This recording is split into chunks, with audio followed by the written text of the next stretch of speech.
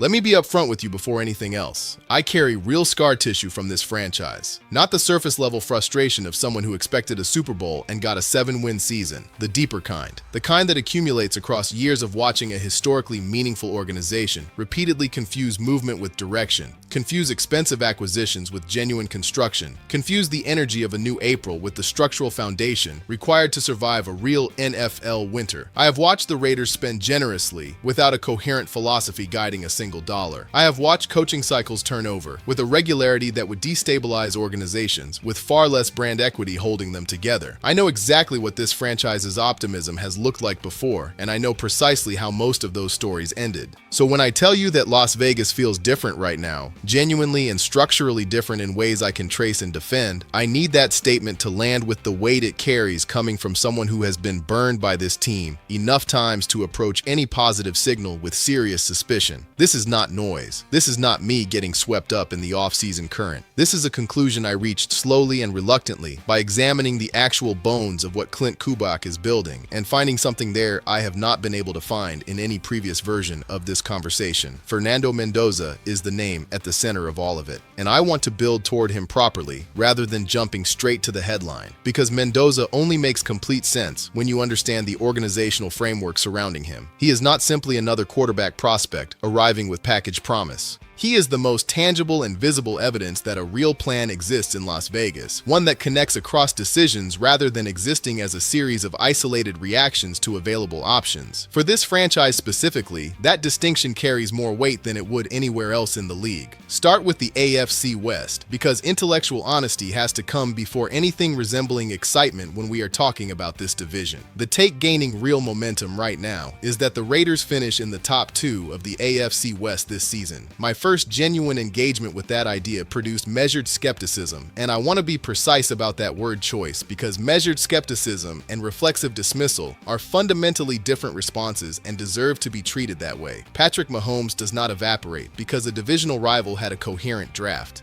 The Chiefs do not respond to a challenger gaining organizational traction by standing still and hoping it resolves itself. That is not how a franchise operating at their level for this long processes a competitive threat. They identify it, they add, they adjust, and they find the response. The Chargers carry offensive capability that makes defensive film sessions genuinely difficult and game planning genuinely exhausting. The Broncos have graduated past the point where any honest analyst still lists them as comfortable. This division demands a real argument for optimism, not a feeling. But every time I push my skepticism toward a firm rejection of the top 2 projection, something pulls me back. What Kubiak has constructed in this roster is traceable in a way that separates it from every previous version of Raiders roster building I have observed. The draft philosophy flows directly into the free agency approach, which flows directly into the coaching hire logic, which flows directly into how young players are being developed and managed within the system. You can follow that thread without losing it. You can see what the finished product is supposed to look like, what identity they are constructing week by week, and how each individual move serves the larger architecture rather than occupying space as a standalone reaction. Front offices cannot perform that kind of coherence through press release language alone. It either exists in the actual structure of the roster or it does not. Right now, in Las Vegas, it exists. And for this franchise with this history, that alone is worth taking seriously. Do I believe the Raiders win the division outright? No. I am not going to perform confidence I do not possess just to make the take land harder. But being the team that makes Kansas City work for every point,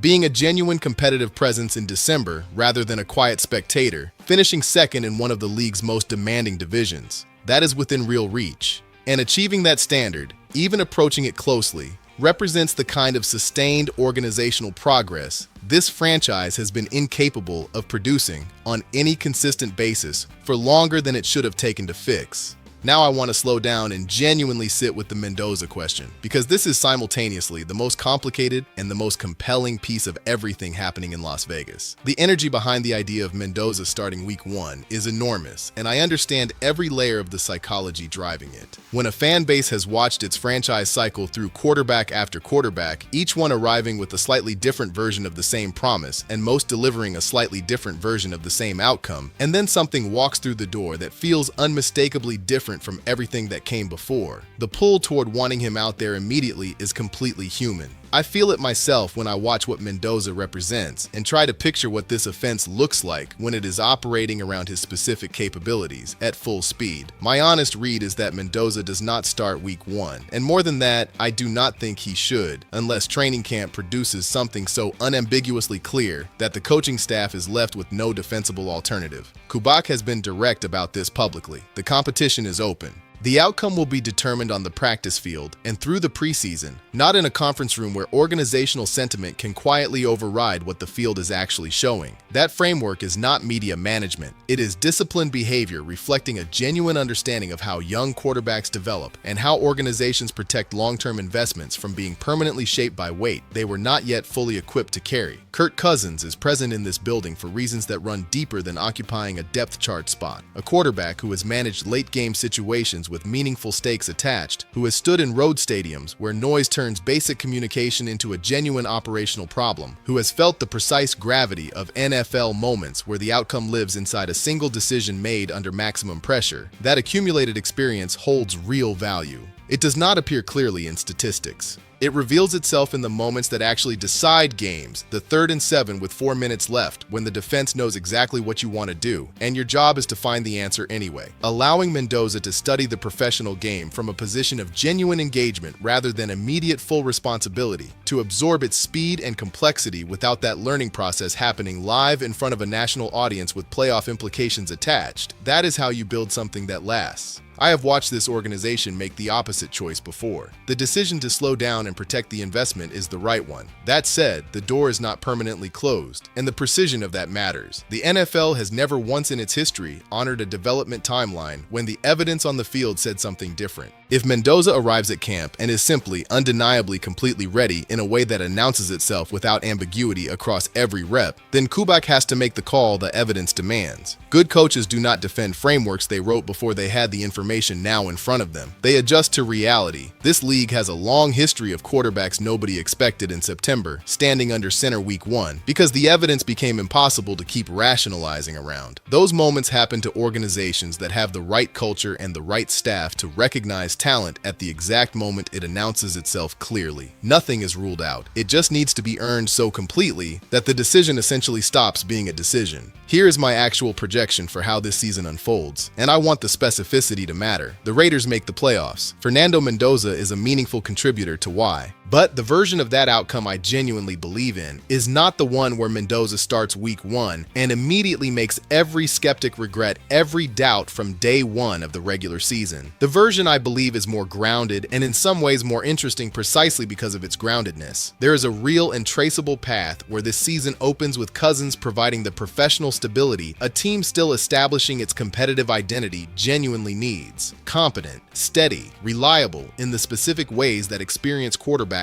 are reliable, but lacking the dynamic quality that clearly separates a playoff team from a near miss. And then somewhere in the middle of the schedule, when the moment has been earned on the practice field and the evidence has been building toward it across weeks of preparation, Mendoza steps in. And rather than flinching under the weight of what that moment represents, he moves directly toward it. I have watched that story in this league more times than I can count, and it never entirely loses its power regardless of how many variations you have seen. A team that appeared to be drifting toward another season of not quite catches a completely different frequency of electricity from a young quarterback who has not yet collected all the fears and hesitations that professional experience layers onto a player over time. That is the genuinely dangerous quality in young quarterbacks with real tools and real football intelligence. They have not been told enough times what they supposedly cannot do. The self-protective filters that experience installs have not yet been built. They play without those filters, and that quality becomes extraordinarily difficult to scheme against because the decision patterns defenses have spent years learning to anticipate simply do not apply. Mendoza finding his moment mid-season, igniting within a system designed around his specific capabilities, and carrying this organization into the postseason while the rest of the conference is focused elsewhere. That is a real possibility grounded in how this game actually works. The weapons surrounding Mendoza in that scenario demand serious attention, because the quarterback conversation cannot be honestly separated from what is being assembled around him. Brock Bowers is already creating genuine, weekly structural problems for defensive coordinators across this league. There is no linebacker and safety pairing in football that wants to spend its full collective preparation energy tracking his alignments, his leverage out of his breaks, and his ability to manufacture yards in space after the catch. The defensive adjustments his presence demands create openings across every other level of the field that compound in ways that show up differently in each game situation. For a young quarterback still calibrating his reads against professional coverage, having Bowers available as a reliable and consistent reset option does not simply provide a safety valve. It changes what the offense can dare to attempt everywhere else, because the quarterback always knows precisely what is available underneath when the aggressive shot is not there. That knowledge produces confidence, and confidence in a young quarterback produces the kind of decision-making that offensive coordinators build entire game plans trying to enable. Ashton Jetu adds a vertical dimension this offense has been missing in a way that previously placed an invisible ceiling on everything the system could attempt. When genuine deep ball danger lives alongside what Bowers creates in the intermediate game, defensive coordinators lose the settled predictability of defined zone assignments with comfortable positioning.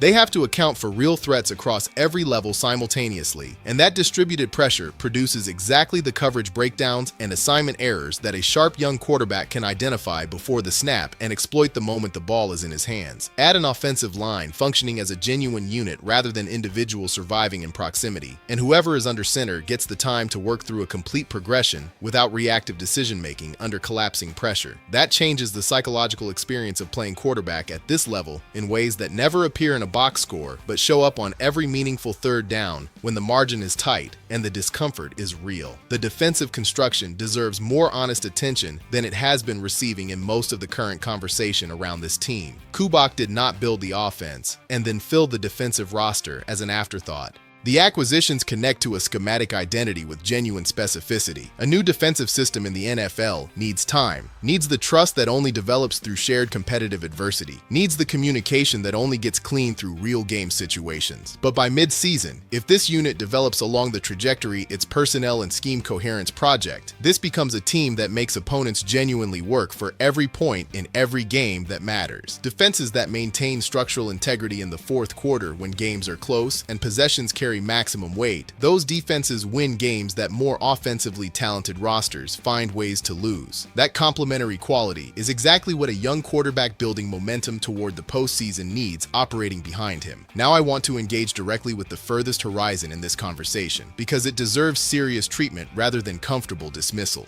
The possibility that Fernando Mendoza leads the Raiders to a championship in 2029 inside Allegiant Stadium, on their home field, in their chosen city, in front of the fan base that made that journey and stayed through every difficult year of building something real in a new market. My initial instinct was to categorize that as passion speaking louder than analysis, but I forced myself to work through the actual structure of the argument rather than defaulting to the easier response. And what lives underneath the ambition is reasoning worth taking seriously. Map out what 2029 actually looks like if this build executes with anything close to its current clarity of direction. Mendoza, in his third or fourth full season as the unquestioned starter, carrying the specific kind of experience that only comes from surviving genuine professional adversity and growing through it rather than being defined by it.